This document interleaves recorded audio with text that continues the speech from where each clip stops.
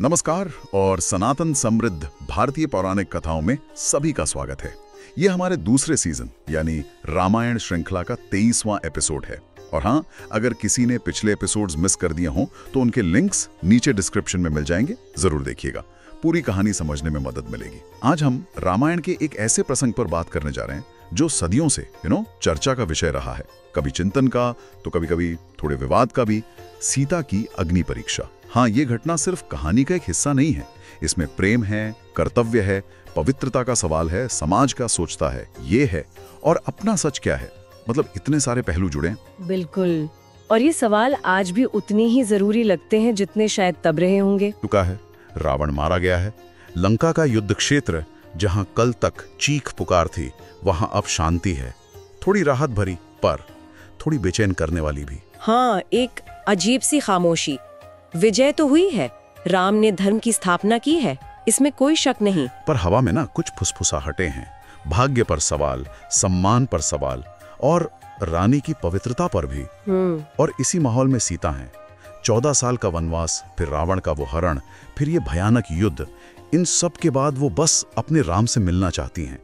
आंखों में इंतजार है, पूरा समर्पण है। और दूसरी तरफ राम है, वो जीत तो गए हैं पर अब वो सिर्फ एक पति नहीं है, अयोध्या के होने वाले राजा का भार भी है उनके कंधों पर। हाँ, दिल सीता के लिए तड़प रहा है पर दिमाग राजा के कर्तव्यों की सोच रहा है। और यहीं से वो टकराव शुरू होता है ना, लोगों के बीच, खासकर सैनिकों में या शायद लंका के बचे हुए लोगों में कानाफूसी शुरू हो जाती है। अच्छा, क्या फुसफुसाहटे? यही कि सीता इतने समय तक रावण की कैद में अशोक वाटिका में रहीं, तो मतलब दबी जबान में सवाल उठने लगते हैं और ये बातें राम तक पहुंचती हैं। और एक आदर्श राजा होने के नाते उन पे ये दबाव आ जाता है कि प्रजा के मन में कोई शक न रहे, उन्हें एक ऐसा उदाहरण पेश करना है जिस पर कोई उंगली ना उठा सके। यहीं से वो मुश्किल घड़ी आती है जो दोनों के जीवन को एक नया मोड़ देगी। सोचिए जरा वो नजारा, भरी सभा लगी है, सेना है, वानर हैं, विभीषण हैं, सब हैं, और सीता आगे बढ़ती हैं।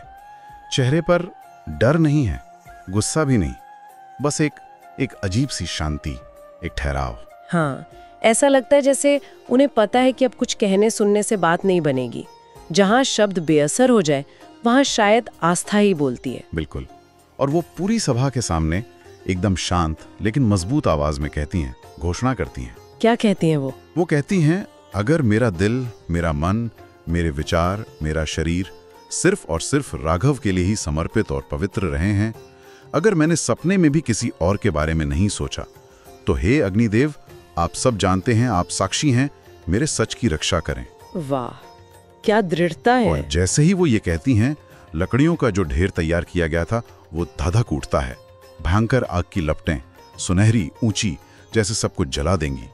लोग हैरान हैं, सांस रोक कर देख रहे हैं। और सीता वो बिना किसी हिचकिचाहट के एक देवी की तरह उन धधकती लपटों में चली जाती हैं। ओह, एक पल के लिए तो सब थम गया होगा। बिल्कुल, एकदम सन्नाटा। फिर उन लपटों के बीच से खुद अग्निदेव प्रकट होते हैं। अग्निदेव स्वयं? हाँ, उनका तेज जैसे हजारों सूरज एक साथ चमक रहे हों, और उनके हाथों में है सीता, वैसी ही शांत, वैसी ही पवित्र। आग ने उन्हें छुआ तक नहीं, उनके कपड़े भी वैसे के वैसे। अद्भुत। और फिर अग्निदेव राम से कहते हैं, वो घोषणा करते हैं, हे राम, ये तुम्हारी सीता है, पूरी तरह पवित्र, निष्पाप, इनमें कोई खोट नहीं है, इन्हें अपनाओ। इनके मन, वचन, कर्म में तुम्हारे लिए जो भक्ति है उसने तो अग्नि को भी ठंडा कर दिया है। वाह, तो ये कोई इंसानी फैसला नहीं था, ये तो एक तरह का दैवी प्रमाण था। सही कहा, ये परीक्षा असल में परीक्षा नहीं, एक रहस्योद्घाटन था। ये दिखाना था कि जो अंदर से पवित्र है, जो सच है, उसका तेज किसी भी आग से ज्यादा होता है। उसे जलाया नहीं जा सकता, बस उजागर किया जा सकता है। और इस घोषणा के बाद राम का क्या हाल था? वो तो भावुक हो गए होंगे। बहुत ज्यादा। कुछ कथाओं में तो आता है कि वो सीता के सामने घुटनों पर बैठ गए, आंखों से आंसू बह रहे थे। उन्होंने कहा कि उन्हें सीता पर कभी शक था ही नहीं। हाँ, उन्होंने यही कहा कि उन्हें सीता की पवित्रता पर कभी एक पल के लिए भी शक नहीं हुआ। तो फिर सवाल वही उठता है, अगर शक नहीं था तो ये सब क्यों? इतनी कठोर परीक्षा क्यों? ये बात आज भी कई लोग पूछते हैं। और यहीं हमें राम के किरदार की गहराई और धर्म की जो बात है उसे समझना पड़ता है। राम वहां सिर्फ एक पति के रोल में नहीं थे, वो राजा थे। रघुकुल रीति सदा चली आई, उसके रखवाले थे। बिल्कुल, उन पर राजधर्म निभाने की जिम्मेदारी थी। और राजधर्म ये कहता है कि राजा और उसका परिवार हर तरह के शक से परे होना चाहिए। उनका व्यवहार ऐसा हो कि भविष्य के लिए मिसाल बने। तो क्या ये सिर्फ लोगों को दिखाने के लिए था, प्रजा को चुप कराने के लिए? सिर्फ दिखावा कहना शायद इसे थोड़ा सरल कर देगा। ये राम का अपना विश्वास और उनकी जो सार्वजनिक जिम्मेदारी थी उसके बीच का एक गहरा संघर्ष था। अच्छा। कई जानकार मानते हैं कि राम का दिल जानता था कि सीता पवित्र है, लेकिन वो ये भी जानते थे कि जब तक समाज पूरी तरह से आश्वस्त नहीं होगा तब तक न सीता को वो सम्मान मिलेगा जिसकी वो हकदार हैं, और ना ही राम एक ऐसे राजा के तौर पर राज कर पाएंगे जिन पर कोई उंगली न उठे। ये तो बड़ी दुविधा है। इसीलिए उन्होंने ये कठोर कदम उठाया, अपने शक की वजह से नहीं, न सीता को सजा देने के लिए, बल्कि धर्म की रक्षा और लोक मत को शांत करने के लिए।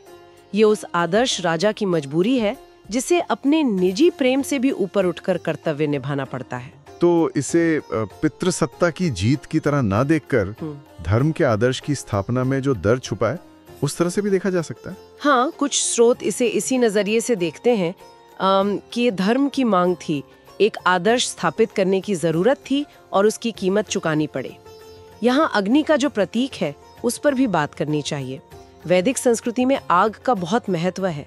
अग्नि सिर्फ जलाती नहीं है, वो शुद्ध भी करती है। हाँ, यज्ञ की अग्नि तो देवताओं तक संदेश पहुंचाती है, साक्षी मानी जाती है। बिल्कुल, तो अग्नि पवित्र करने वाली शक्ति है।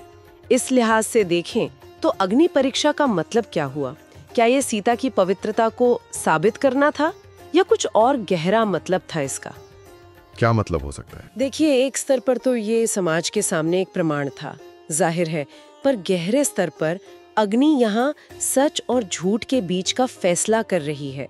अग्नि झूठ को, शक को, मैल को जला देती है और जो सच है, जो शुद्ध है, उसे और चमका कर सामने लाती है। अच्छा, तो सीता का आग से बिना जले निकल आना ये दिखाता है कि उनका सच आग से भी ज्यादा तेज था। हाँ, कि उनका तेज, उनकी पवित्रता अग्नि की शक्ति से भी परे थी। अग्नि ने उसे साबित कर दिया। और यहीं पर एक और बहुत दिलचस्प व्याख्या आती है जो कुछ पुराणों और बाद की राम कथाओं में मिलती है, माया सीता वाली बात। माया सीता, ये क्या है? इस कहानी के हिसाब से रावण ने जिसका हरण किया था वो असली सीता थी ही नहीं। क्या? हाँ, कहते हैं कि जब रावण आने वाला था तो सीता जी ने अग्निदेव को याद किया। अग्निदेव ने असली सीता को अपनी सुरक्षा में ले लिया और उनकी जगह एक माया यानी एक परछाई, एक भ्रामक रूप बना दिया। रावण उसी माया सीता को लंका ले गया। अरे, ये तो बिल्कुल अलग कहानी है। तो फिर अग्नि परीक्षा क्यों हुई? उनकी असली सीता वापस सौंपी। माया सीता आग में समा गई और असली सीता आग से प्रकट हुई। अच्छा, तो ये व्याख्यान सवालों का जवाब देती है कि सीता जैसी देवी को रावण छू कैसे सका या उन पर सवाल कैसे उठा? बिल्कुल, ये उन भक्तों के लिए है जो ये मान ही नहीं सकते थे कि सीता पर कोई आँच आ सकती है। ये उनके दैवीय रूप और उनकी पवित्रता को बनाए रखने का एक तरीका है। ये भी एक पहलू है। तो मतलब चाहे हम इसे राजधर्म की कसौटी माने या सच का प्रमाण या फिर माया सीता की वापसी, अग्नि यहाँ एक बहुत शक्तिशाली प्रतीक है, शुद्ध करने का, सच को सामने लाने का और दुनिया के शक शुबली से ऊपर उठकर दिव्य सत्य को मिलाने का।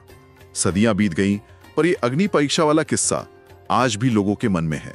इस पर लोग सोचते हैं, बात करते हैं, अलग अलग मतलब निकालते हैं।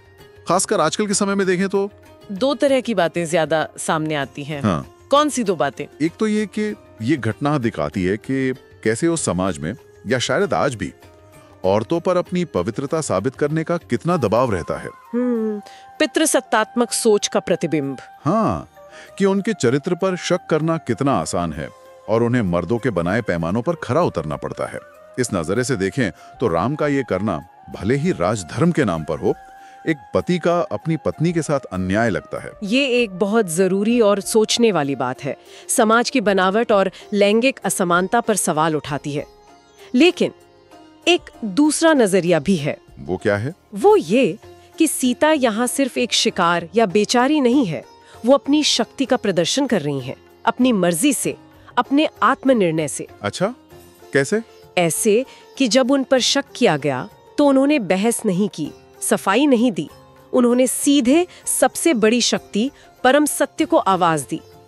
आग में जाने का उनका फैसला डर या मजबूरी का नहीं था, वो उनके अपने सच पर अटूट विश्वास का प्रतीक था। तो मतलब इस नजरिए से सीता की ताकत उनकी सहनशीलता में नहीं बल्कि उनकी आध्यात्मिक हिम्मत में। बिल्कुल, उनका वो कहना कि अगर मैं पवित्र हूँ तो आग मुझे जला नहीं सकती, ये एक तरह की चुनौती थी, सिर्फ सभा को नहीं, शायद भाग्य को भी।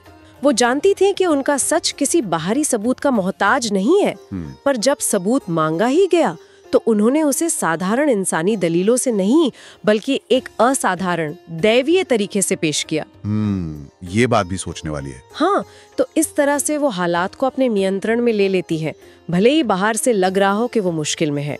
तो चाहे हम इसे सामाजिक अन्याय की नजर से देखें या आध्यात्मिक शक्ति की, सीता एक ऐसा किरदार है जो हमें हमेशा सोचने पर मजबूर करती है। तो आखिर में ये सदियों पुरानी कहानी, ये अग्नि परीक्षा आज हमारे लिए क्या सबक रखती है? क्या सीख सकते हैं हम इससे? देखिए, रामायण की हर कहानी की तरह इसके भी कई मतलब हैं और समय के साथ वो गहरे होते जाते हैं, पर कुछ मुख्य बातें शायद ये हो सकती हैं। पहली बात तो ये कि सच्ची पवित्रता, हाँ, वो बाहर के हालात या लोग क्या सोचते हैं इस पर निर्भर नहीं करती। हाँ, वो अंदर की नीयत, अंदर के इरादे की बात है।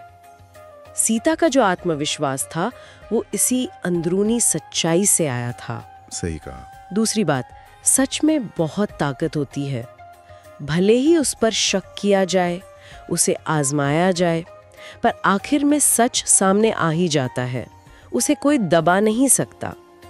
आग ने सीता को जलाया नहीं बल्कि उनके सच को और रोशन कर दिया।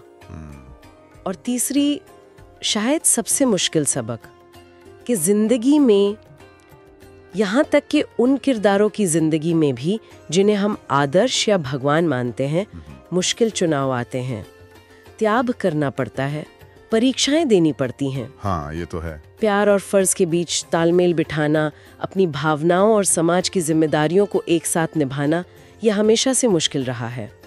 राम और सीता की कहानी इसी मुश्किल को दिखाती है। बिल्कुल सही। अंत में सीता का आग में जाना और उससे सुरक्षित निकल आना शायद इसी बात का प्रतीक है कि दिल की सच्चाई, लगन और प्यार को दुनिया की कोई आग, कोई शक जला नहीं सकता। वो सिर्फ और ज्यादा चमक के साथ सामने आ सकती है। ये कहानी हमें अपने बारे में भी सोचने का मौका देती है। सीता की इस परीक्षा के गहरे मायने क्या हो सकते हैं? क्या हमारी जिंदगी में भी कभी ऐसे पल आते हैं जब बाहर की दुनिया हम पर शक करती है और तब हमारा अपना अंदर का सच, हमारी अपनी नीयत ही हमारी सबसे बड़ी ढाल बनती है? इन सवालों पर जरूर सोचिएगा। अगर कोई ख्याल मन में आए तो नीचे कमेंट्स में लिख सकते हैं या हमारे कम्युनिटी फोरम पर भी बात कर सकते हैं। हर मुश्किल, हर परीक्षा हमें कुछ न कुछ सिखाती है, हमें अपने सच के और पास ले जाती है। अगले एपिसोड में हम रामायण की कहानी को और आगे ले जाएंगे। बात करेंगे राम का राज्याभिषेक, राम राज्य की संकल्पना पर। अयोध्या अपने राजा और रानी का स्वागत कैसे करती है और कैसे राम के राज्य में एक ऐसे आदर्श समाज की नींव रखी जाती है जिसे आज भी राम राज्य कहा जाता है, ये सब जानेंगे हम अगली बार। सनातन समृद्ध भारतीय पौराणिक कथाओं में आज हमारे साथ रहने के लिए बहुत बहुत धन्यवाद। उम्मीद है कि सीता का साहस, उनकी निष्ठा और उनकी पवित्रता हम सबको जिंदगी की हर मुश्किल का सामना हिम्मत, सच्चाई और विश्वास के साथ करने की ताकत देगी। अगर आपको ये बातचीत अच्छी लगी, कुछ जानने को मिला, तो प्लीज इसे लाइक करें, अपने दोस्तों और परिवार के साथ शेयर करें और अपने विचार नीचे कमेंट्स में जरूर बताएं। हमें इंतजार रहेगा। और हाँ, आगे आने वाले एपिसोड्स के बारे में जानने के लिए चैनल को सब्सक्राइब करना ना भूलें और वो जो घंटी है ना, नोटिफिकेशन वाली, उसे भी दबा दें। मिलते हैं अगली कड़ी में। नमस्कार।